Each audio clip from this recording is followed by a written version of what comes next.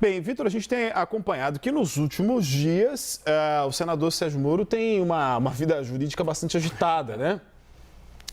Recentemente em relação ao seu mandato na Justiça Eleitoral e agora tornando-se réu por calúnia contra Gilmar Mendes.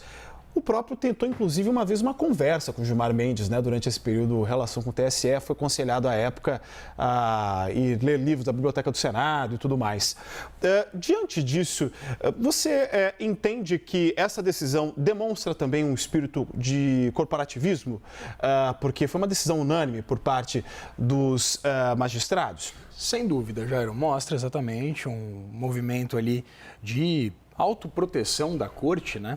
Mas mais do que isso, mostra um movimento ali que denota a mudança de interpretação da figura de Sérgio Moro, da imagem do ex-juiz da Lava Jato. Porque a gente acompanha, né? Você citou, por exemplo, o processo, né, de cassação ao qual ele foi submetido no Tribunal Regional Eleitoral do Paraná e depois no TSE, e tinha uma expectativa gigantesca em torno da cassação de Sérgio Moro. Não esperava-se que Moro fosse se safar desse processo, né? E a gente viu que no Tribunal Superior Eleitoral ele teve o mandato mantido por unanimidade também. Então, o que acontece? Sérgio Moro mostra que ele, de fato, virou político. Ele conseguiu construir alianças ao longo desses anos como senador. No começo do mandato, inclusive, era uma piada no Senado ali de que Moro não tinha encontrado a sua turminha, os seus amigos, porque ele não tinha conseguido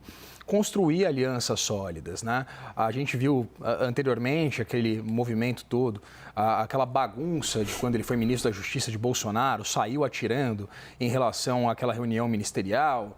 Depois aparece, né, ao lado do ex-presidente Jair Bolsonaro num debate, né, de Bolsonaro e Lula. Portanto, a gente viu que o Sérgio Moro foi se moldando ali e se mutando em político. No caso do STF, é curioso a gente observar, porque é mais um episódio exatamente numa narrativa ali que tem altos e baixos para o ex-juiz na corte. Ele teve várias de suas decisões quando juiz ratificadas pelo Supremo Tribunal Federal, diversas condenações no âmbito da Lava Jato. Depois da divulgação daqueles áudios, né, do processo da Vaza Jato, inclusive Moro foi completamente derrotado na Suprema Corte. A decisão mais memorável, claro, não podia ser outra, foi a que devolveu os direitos políticos ao então ex-presidente Lula, hoje presidente da República, exatamente por causa dessa decisão do Supremo.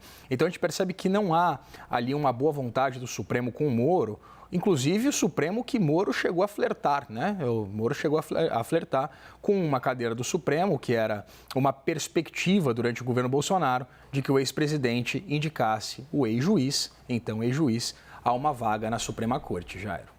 Muito bem, Vitor, muito obrigado pela sua análise. Daqui a pouco você volta a conversar mais com a gente aqui.